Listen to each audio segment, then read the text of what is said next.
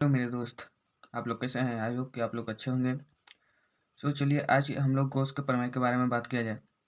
Gauss के प्रमेय class 12 का है। हर साल या उस पे सवाल देता है या तो गॉस के प्रमेय को सिद्ध करने के लिए भी देता है। तो हम लोग पहले गॉस के प्रमेय की उत्पत्ति करने से पहले गॉस के नियम को जानेंगे। तो हमारे गॉस चचा क्या कहते थे जानते हैं? हमारे गॉस चचा कहते थे कि किसी भी बंद पृष्ठ के, यानी पहले हमको क्या लेना है? बंद पृष्ठ लेना है। यानी ये मान लीजिए हम किसी भी तरह के बंद पृष्ठ ले लिए, ये लीजिए। तो गॉस चचा क्या कहते थे कि किसी भी आकार के बंद पृष्ठ से होकर गुजरने वाला संपूर्ण विद्युत फ्लक्स उस पृष्ठ द्वारा परिबद्ध परिबद्ध मिस होता है मेरे दोस्त चारों ओर। तो उस पृष्ठ द्वारा परिबद्ध क्यू का एम वन अपान क्या 1 अपान एप्सिलॉन से गुणा हो जाता है। ठीक, तो इसको लिख देते हैं। एक गॉस का आपका नियम लिखना है। ठीक, तो क्या बताया इसे गॉस चचा हमारे कि किसी भी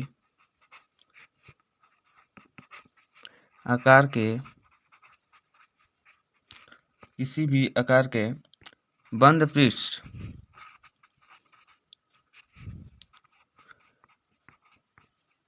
से होकर गुजरने वाली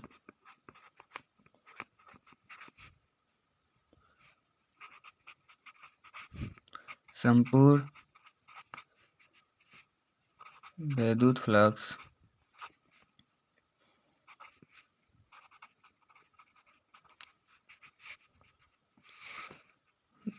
उस संपूर्ण विद्युत फ्लक्स उस पृष्ठ द्वारा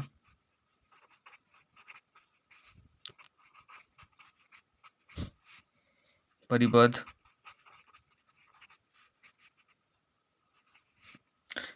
का मतलब होता है चारों लिख दे रहे हैं, चारों ओर से घिरा हुआ कर सकते हैं इसको।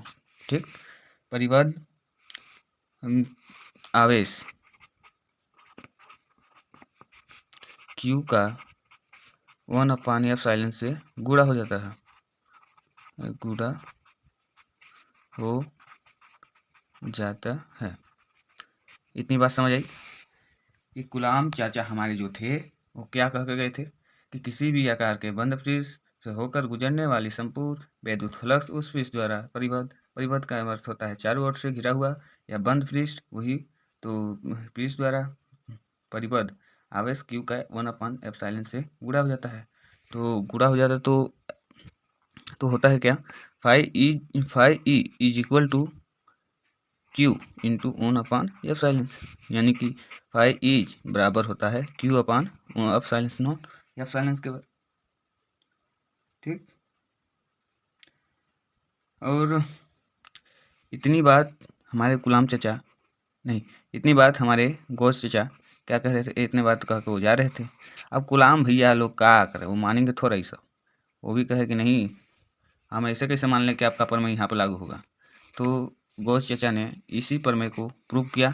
आइए इसको प्रूव किया जाए। तो यहाँ पे लिखेंगे उत्पत्ति उपपत्ति होता है, सॉरी मिस्टेक हो गया। ठीक, यहाँ उत्पत्ति लिखा है। तो हम लोग चित्र में जैसा कि देख रहे हैं, यहाँ पे कोई मान लीजिए कि कूलम का आवेश है। ठीक, यहाँ पे मान लीजिए छोटा सा कहीं पे ये होगा और इसको यहाँ से यहाँ तक को मिला देंगे। ठीक, यहाँ से यहाँ तक की दूरी R, यहाँ से यहाँ तक की दूरी R। अब क्या करेंगे, यहाँ से बीच वाला को हम लोग बाहर निकालेंगे ये, तो ये आपका हो जाएगा। और इसी के लंबवत, यानी कि इसको इस प्रकार समझिएगा। रुकिए, हम बता रहे हैं। इसको मान लीजिए इस प्रकार से, तो इसी के लंबवत किधर जाएगा? आपका इससे जाएगा, तो ये आपका हो जाएगा इसका लंबवत। ठीक, तो यहाँ पर क्या बना? थीटा, मान लीजिए कोण बना। और ये आपका है एरिया वेक्टर। ठीक, और ये आपका है रेडियल वेक्टर, ये हो गया आपका थीटा।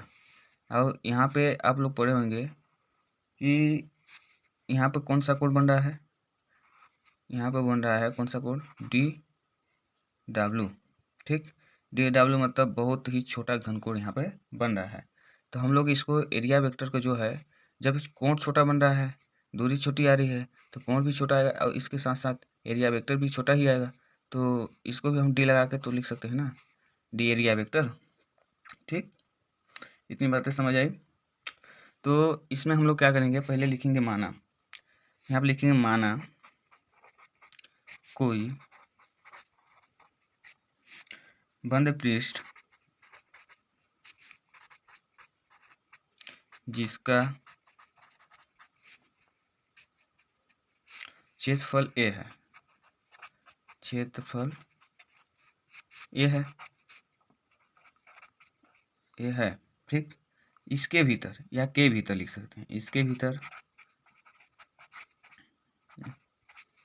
इसके भीतर बिंदु ओ पर, किस पे, बिंदु ओ पर, यहाँ बिंदु ओ मान लीजिएगा, तो यहाँ का है बिंदु ओ पर, बिंदु ओ पर plus Q coulomb, plus Q coulomb का आवेश स्थित है।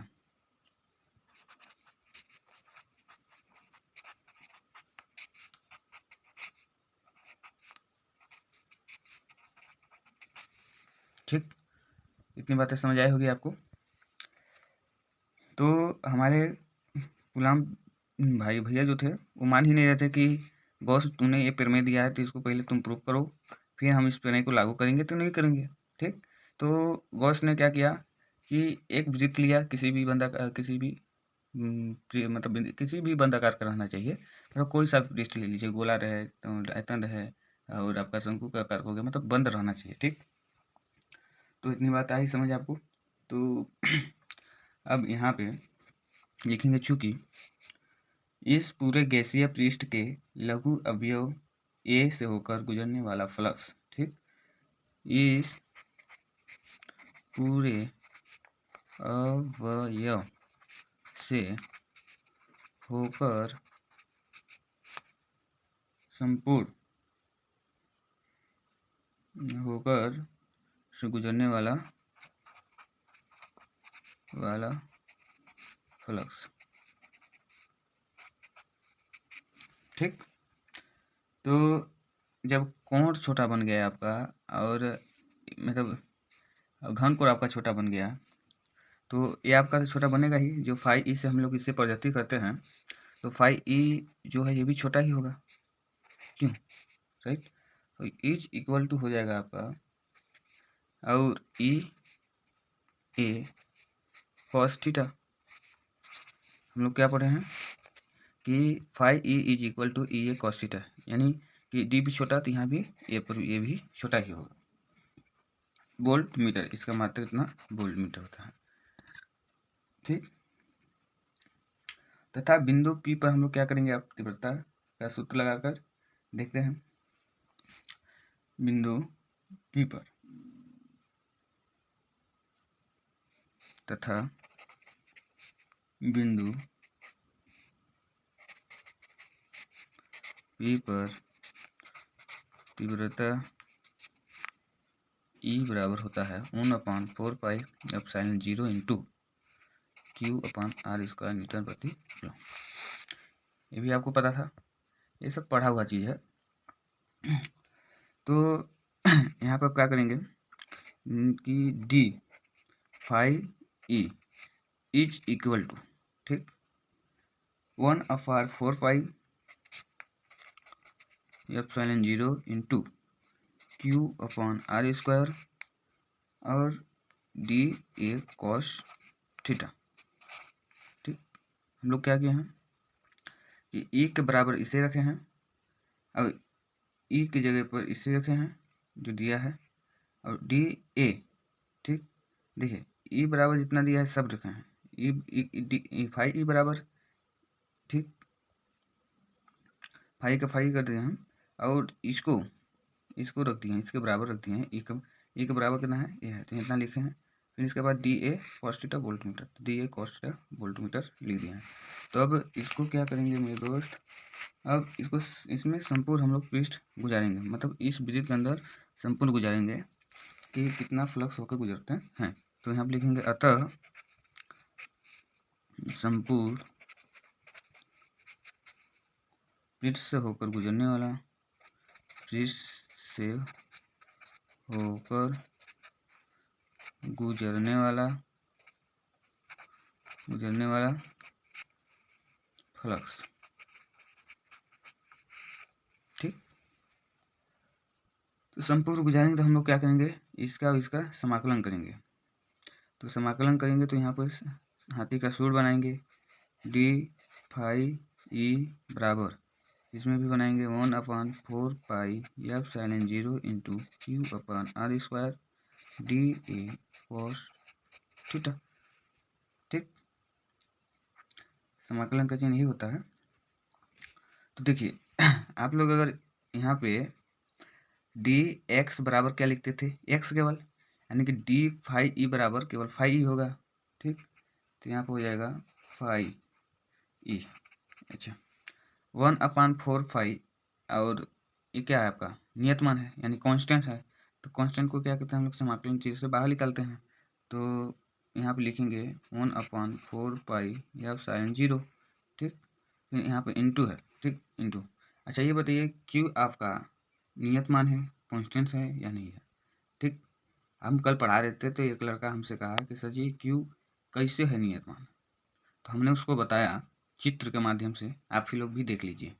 जैसा कि हम लोग चित्र यहाँ पर बनाए हैं, तो ये बताइए जैसे 1/4 पाई एप्सिलॉन नॉट तो 0, एप्सिलॉन नॉट जो है वो तो हल है कांस्टेंट, पर क्यू देखिए, क्यू अगर हम लोग यहाँ से ए दूरी लेते हैं, ठीक, इतना दूरी लिए, इसके बीच का भी लिए, और ए वाला यहाँ पे एंगल जाके बनेगा, तो ये जो बाहर आएगा ये इसके लंबवत आएगा। ठीक, तो ये कोण देखिए अब यहाँ पर आर कुछ था, यहाँ पर R1 हो जाएगा। ठीक, और यहाँ पर थीटा भी, यहाँ पर छोटा कोण बना है, यहाँ पर बड़ा कोण बनेगा, यहाँ पर मतलब एरिया वेक्टर कुछ और होगा, यहाँ पर रेडियल वेक्टर कुछ और होगा। पर क्यू आप देख रहे हैं यहाँ पे जो क्यू है, क्यू कहीं बदल रहा है, क्यू का मान बदल रहा है, क्यू को वहीं पर रहने दीजिएगा, मतलब क्यू का मान नहीं बदला इसमें, इसलिए क्यू को हम लोग बाहर लिखेंगे। ठीक, तो यहाँ बाहर लिख दे रहे हैं, और यहाँ पर समाकलन के चिन्ह में क्या क्या बचा हमारा उसको लिख देंगे।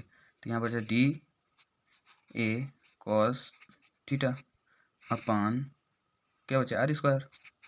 ठीक, इतनी बात समझ आई आपको। आइए अब अगले पेज पर हम देख सकते हैं। तो हम लोग कहाँ तक किए अभी तक कि phi E is equal to 1/4 pi epsilon not 0 into Q, हाँ इंटू क्यू, हाथी के सूत्र में D A cos theta upon R square. अच्छा मेरे दोस्त, D A cos theta upon R square आप लोग फार्मूला पढ़े होंगे, किसका फार्मूला है। ठीक, तो मैं हम देखिए इसका फार्मूला होता है, ये किसका फार्मूला है ये आप लोग कमेंट में करके बताइएगा। ठीक, हम अभी थोड़ा मतलब केवल लिख दे रहे हैं। ठीक, तो यहाँ पर फाई ई हो जाएगा is equal to 1/4 pi epsilon not 0 into Q. ठीक, ये समाकलन चिन्ह में डी ओमेगा। फिर इसके बाद हम लोग क्या लिखेंगे, phi E is equal to 1/4 pi epsilon not 0 into Q, यहाँ पे इंटू 4 पाई। ऐसा हमने क्यों कहा, क्यों किया। ठीक, कि जानते हैं कि किसी भी बंद पृष्ठ का मान अगर गोला आयतन कुछ भी लिया जाए, किसी प्रकार का भी आकार हो, तो उसके मान को हम लोग 4 पाई से 4 पाई उसका मान लेते हैं कि इसका 4 पाई होगा।